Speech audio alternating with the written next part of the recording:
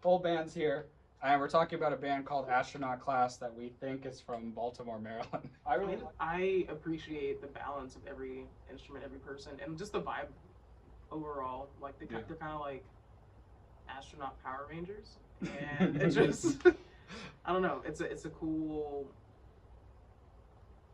throwback to like pure kind of like synth poppy, but also kind of disco-y elements in there. So very reminiscent of like Dave Friedman stuff.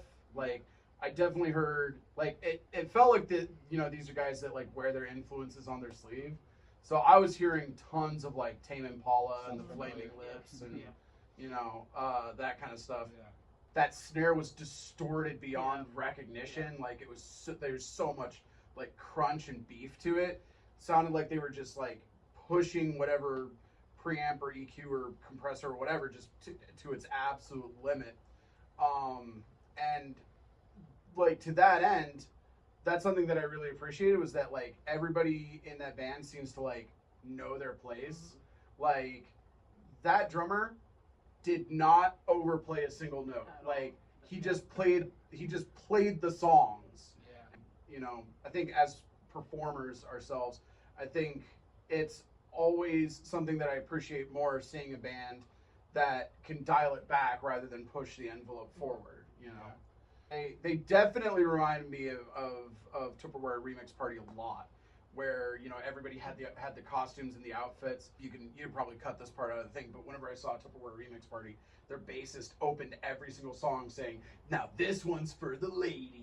Like every single song, this one's for all the ladies, and like there was like a big comedic element, and like so to me, watching just the videos back to back, like something that always impresses me is whenever a band can draw a through line. That's something I wrote in my notes. Yeah, that there's some kind of a story being told about astronauts in love.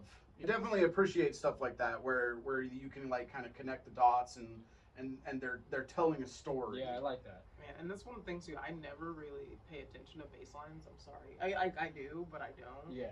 But it's so nice to just identify one and not relate to it, but it just feels good. Yeah. So it's not over the top, not overplaying, not overreaching. Yeah. It's like you're playing the part and it's serving the song well. I feel like a great bass line is something that you feel more than you hear. Yeah, and that's one of those things. Like nothing ever popped out to me. Yeah, Something that was like, oh, like that's Yeah, you take it away and the song's horrible. Yeah.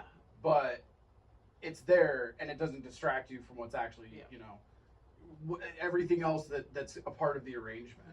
Yeah, I actually kind of put that on Dancing for Two. Was like it felt like in the kind of the heavier parts, like I could hear the drive on the bass a little bit more, and in the quieter parts, it was a little bit more balanced to like the round part. Mm-hmm. I thought it was just a really good, dancey, like groovy bass sound. Like the riffs themselves, and then like you said, I thought it was cool. It was a bass that knew its place. Mm-hmm. So I really appreciate bass place. Guitar tone I loved. Yeah. Really good. I put a really good indie tone on that lead guitar. The congas. Yeah. Oh, Sorry. Yeah. Because I didn't hear it the first time, but seeing it like, I paid attention to it more. I was like, oh, okay, that's pretty cool. Yeah, I called that song "The Strokes Doing Disco" in the '80s. I didn't think about that, but then when I glanced at your notes, I was like, okay, I can even hear a little Julian come through in like the vocals. Yeah, for sure. Also, yeah. And then I am a sucker for when a guitar follows the vocal melody, so I really like that. Yeah. It reminded me of there was a bar that I used to go to in Austin, and it was just pretty much like a dance club, and so it reminded me of being like at what you would hear at that bar in Austin. Keep it to myself. That was like the first one I heard when I heard of this band. That song, it had a great hook. Like you were saying with the through line, like throughout each of the videos, like the first video he has super long hair, and the second one there's a little bit of a trim, and the third one he's like super cleaned up. I don't know if that's by coincidence or if that's on purpose, but I like that. He's trying to. He's got the girlfriend, so he's trying to keep up appearances. As long as you have that vision, you're following it through. I consider that to be like much more the artistic integrity of getting an idea across and and being able to say your piece. What do you think about the videos overall? I appreciated them. I liked Keep It to Myself a lot because it was fun. The Keep It to Myself was my favorite too because I felt like it reminded me of like a Pavement, like the Pavement video for Gold Sounds, where they're all dressed as Santa Claus and just running around like LA, and it's super simple. Like I like that. Yeah, I liked all the referential stuff, like the Hot Ones reference. Yeah, Hot Ones that was- reference. yeah, Yes. that was Oh shoot, I wrote that in here too. Good call, dude. Yeah, the Hot Ones reference really made me. I forgot about it, so I watched it again. I think that was my favorite one out of all of them. Again, like as cool as it is to see the high concept, high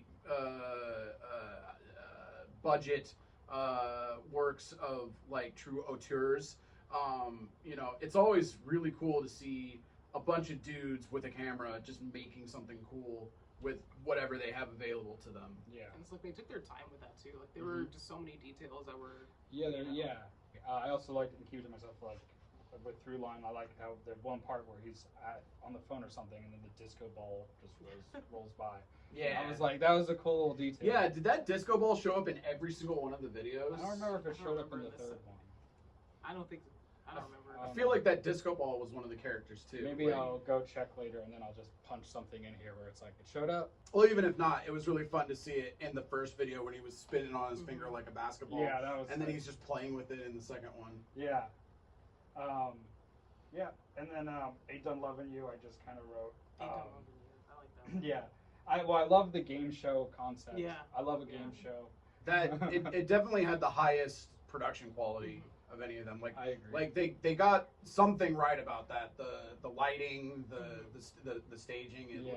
It looked the best It of looked any really of them. good. Yeah. Go follow Astronaut Class on Instagram. We'll put that at the bottom here. And Mr. Igloo, what do we have going on? A couple of upcoming shows. Yeah, we have upcoming shows. Check the Instagram for dates. We have merch and music on Bandcamp, and we're on all platforms. Bye!